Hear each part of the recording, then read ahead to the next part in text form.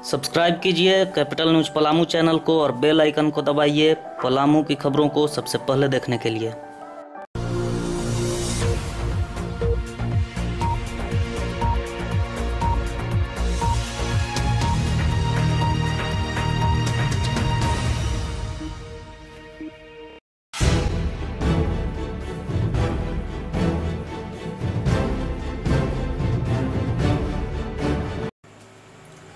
नमस्कार, आप देख रहे हैं अपना पसंदीदा न्यूज चैनल कैपिटल न्यूज।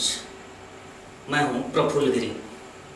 अंधविश्वास एक ऐसा कहर जो अभी तक लाखों जिंदगियों को निगल चुका है।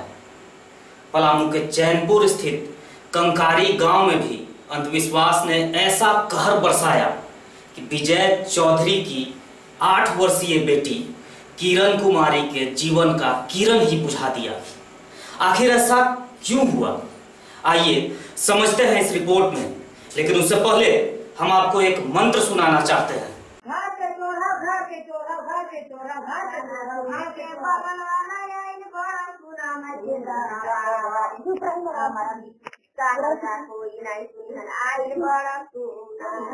ये मंत्र भले आपके समझ में नहीं आ रहा हो, लेकिन ये कोई मामूली मंत्र नहीं है।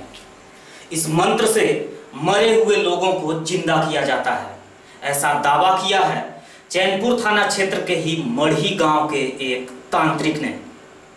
क्या है पूरा मामला, आइए देखते हैं कैपिटल न्यूज के इस एक्सक्लूसिव रिपोर्ट में। चैनपुर थाना क्षेत्र के कंकारी गांव में बुधवार की रात विजय चौधरी की 8 वर्षीय बेटी किरण के पेट में दर्द होता है। जब दर्द काफी बढ़ जाता है तो परिवार वाले उसे लेकर चैनपुर के अस्पताल में जाते हैं, जहां डॉक्टर राजीव नयन बच्ची को मृत घोषित कर देते हैं।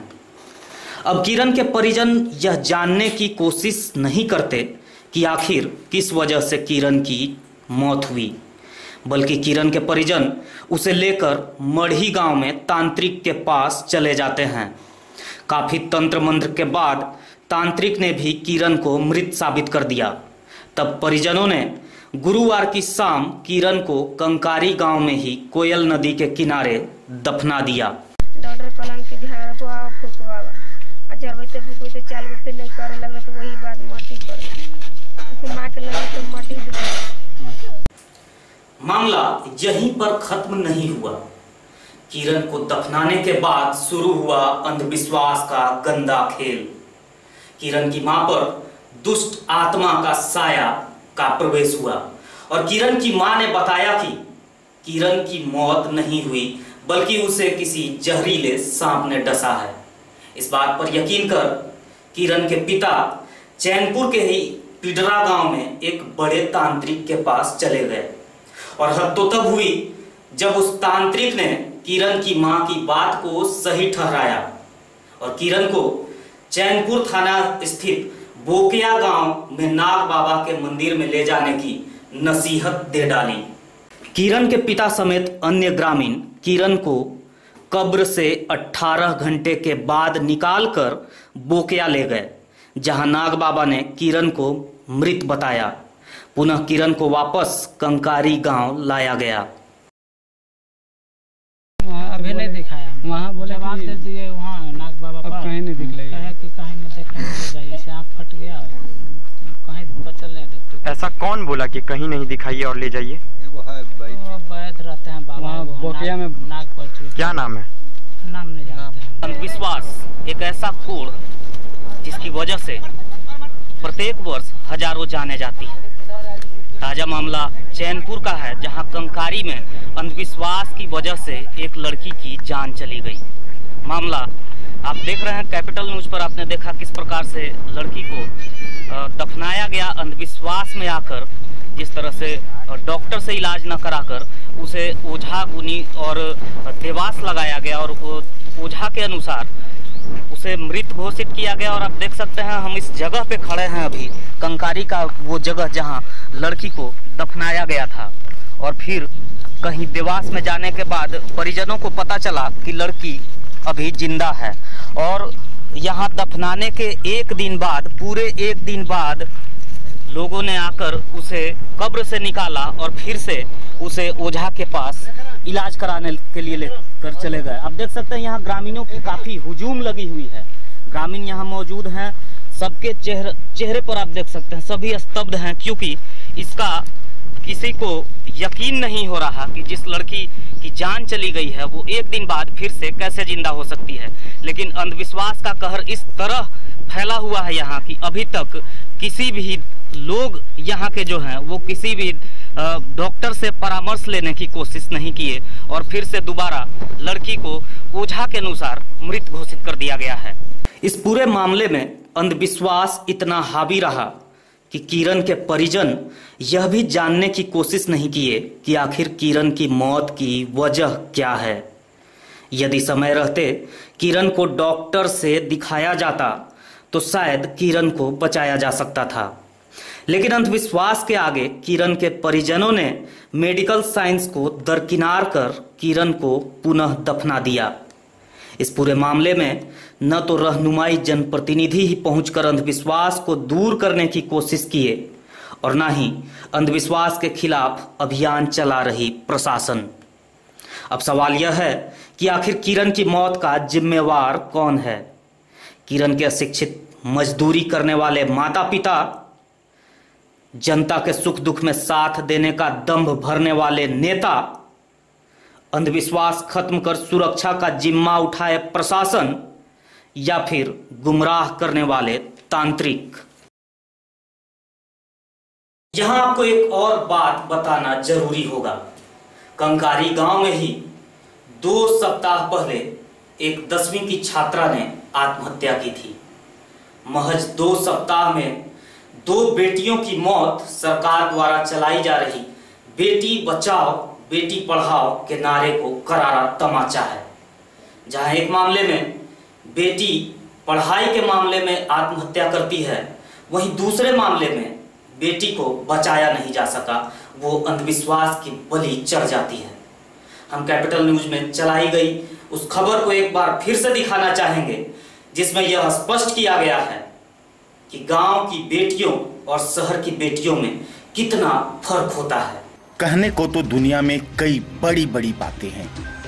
माँ को जहाँ प्रथम पाठशाला कहा जाता है और इसे स्वरूप देने के लिए सरकारें बेटी पढ़ाओ बेटी बचाओ के नारे देकर अपना पीठ थपथपाते नहीं थकते, वहीं कैपिटल न्यूज पर दिख रही 2 तस्वीरें इन वादों को, इन नारों की हकीकत कुछ और बयां कर रही है।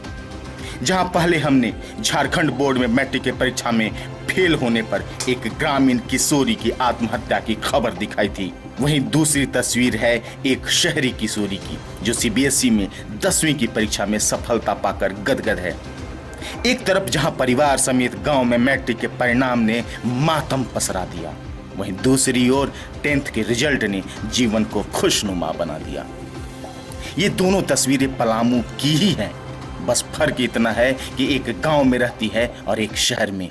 एक सरकार के रहमो करम पर चल रहे विद्यालयों की अव्यवस्था के बीच खुद की जिंदगी संवारने के सपने देखे। एक अपने पिता के साये में प्राइवेट स्कूलों में पढ़कर अपने सपनों को पंख देते दिखाई पड़ रही है। एक को सरकारी उदासीनता ने शर्मिंदगी का ऐसे राह पर लाखड़ा किया कि मैट्रिक में की गई मेहनत के बाद भी मिली सफलता ने कुआं में कूदने पर मजबूर कर दिया। वहीं दूसरी ओर एक सरकारी रहमो करम से बेपरवाह अपनी संपन्न शिक्षण संस्थान से खुद की काबिलियत को साबित कर ऊंची उड़ान उड़ने को तैयार है। दोनों तस्वीरें सरकार की नाकामी के वो प्रमाण हैं जो 2 धारी तलवार बनकर आम जनमानस को झकझोर कर रख दे रहा है। ये तस्वीरें बयां कर रही है कि सरकारी व्यवस्था के सहारे ख्वाबों को पूरा करने की चाहत रखना ही बेईमानी है। विद्यालय भवन और शिक्षकों की बड़ी सैलरी, संसाधनों के नाम पर करोड़ों खर्च के बावजूद रिजल्ट में फीसदी झारखंड की शिक्षा विभाग के कर्ता धर्ताओं को कब शर्म आएगी? आखिरकार किस हद तक हमारे रहनुमा बन बैठे नेताओं को संवेदना मर चुकी है कि उनके मासूम की मौत भी दिखाई नहीं पड़ती? क्यों स्कूल की बदहाली देखकर भी लाज नहीं आती? कैसे आईने में अपने चेहरे को देख धिक्कार नहीं होता? क्यों सरकार में सुधार नहीं होता? प्रेरणा को बधाई देने में जितना उत्साह है उसे कहीं ज्यादा गांव में कुंठित प्रतिभा को देख रोना आता है। धर्म को कर्म बनाने वाले समय से बाहर निकलकर कब हम रीना जैसी बेटियों को इंसाफ दे पाएंगे और बेहतर शिक्षा व्यवस्था लाकर बेटी बचाओ बेटी पढ़ाओ जैसे नारों को सार्थक कर पाएंगे। Capital news bureau. एक को सरकारी तंत्र की बेरुखी ने मारा तो दूसरे को अंधविश्वास। इन दोनों मौत में आखिर जिम्मेवार कौन है, यह तय करना तो प्रशासन का काम है। हमारा काम तो निष्पक्षता से खबर दिखाना है।